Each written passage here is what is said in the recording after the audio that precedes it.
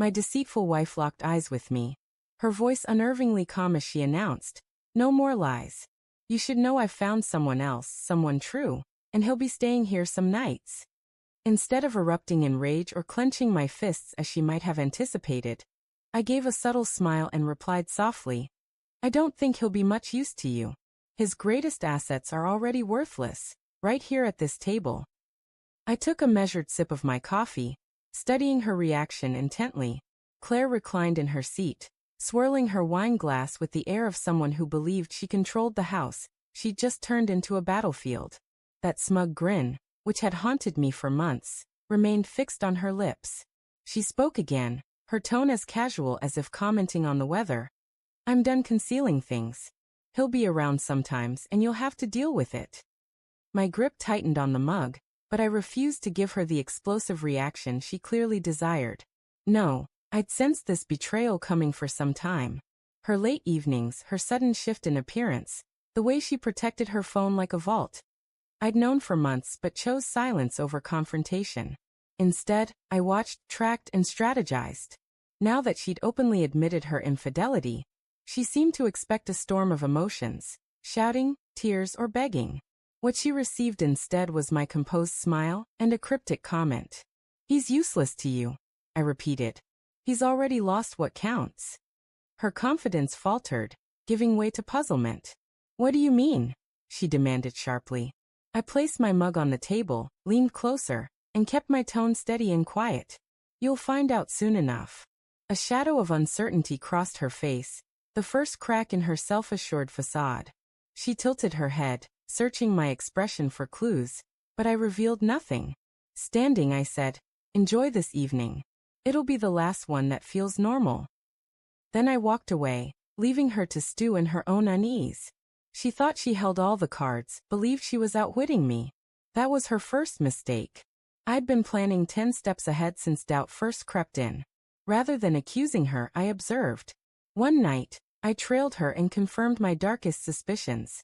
His name was Daniel, a cocky opportunist who sneaked into my home behind my back. But Daniel was reckless, and I dug deeper, into his job, his finances, his past. The man was a catastrophe waiting to unfold. A criminal record, buried in debt, and most critically, a concealed health issue. All I needed was patience. That night, I pretended to turn in early. Claire didn't hesitate. She touched up her lipstick and sent the text. I monitored her through the security cameras I'd installed weeks prior. Daniel arrived shortly after, swaggering into my house as if he owned it. His smug grin was almost laughable. I let them get comfortable, let them feel safe, and then I made my move. The anonymous tip was prepared, and I sent it. Soon, sirens cut through the night. Within moments, red and blue lights flashed outside. Claire had no time to react before the front door burst open. Armed police stormed in. Daniel's face went pale as handcuffs snapped around his wrists. "Daniel Carter, you're under arrest for fraud, embezzlement, and identity theft," an officer declared. Claire jumped up, screaming, "What's going on?" I descended the stairs slowly, each step calculated. Her panicked eyes locked on me. "You did this," she whispered. I paused at the bottom, meeting her gaze. "Of course I did. Did you think I'd just sit back and let you humiliate me?" She lunged toward me, her anger boiling over, but an officer blocked her path. I stayed calm. "Be careful," I said evenly. "We're still married, and when I'm done you'll be left with nothing." She stood there, shaking, as Daniel was dragged away, shouting that he'd been framed. Her arrogance had vanished, replaced by a mix of fear, guilt, and fury. "What did you do?" she demanded, her voice cracking. I folded my arms and leaned against the wall. What I had to. She had played her game, but I had rewritten the rulebook. This was just the beginning. I let the police handle the rest. "Claire, you might want to sit. Things are about to spiral beyond your control." Her fists tightened, and she spat that I hadn't truly won, claiming Daniel would be out on bail soon. I couldn't help but laugh. She still didn't understand. I hadn't just been watching their affair. I'd been investigating, gathering every piece of evidence to ensure Daniel faced justice this time. Her smug attitude crumbled as I pulled out my phone and opened a file. Showing her the screen, I said, Let me show you the reality. Daniel wasn't just cheating. He was caught up in fraud, identity theft, huge debts, and worst of all, online activity with minors. Her face paled as I presented the evidence. You're making this up, she whispered, but her voice wavered with doubt. I tilted the phone, making the screenshots, chat logs, and financial records impossible to deny. Leaning closer, I said, So Claire, how do you think people will react when they learn not only about your affair but that you brought this man into our home, introduced him to our friends, and let him sleep under our roof? Think you'll escape unscathed? Her hands trembled uncontrollably. I didn't know, she stammered. You didn't care, I countered. And now you're going down with him. Before she could reply, I added casually, You might want to check your bank accounts. She blinked, confused. They're empty. Her head jerked up. What? I nodded. That joint savings account you thought I overlooked? I've been tracking it, moving funds every time you spent money on him. And today, when I filed for divorce, I made sure you'd be left with nothing. Panic overwhelmed her. She fumbled for her phone, opened her banking app, and saw the truth.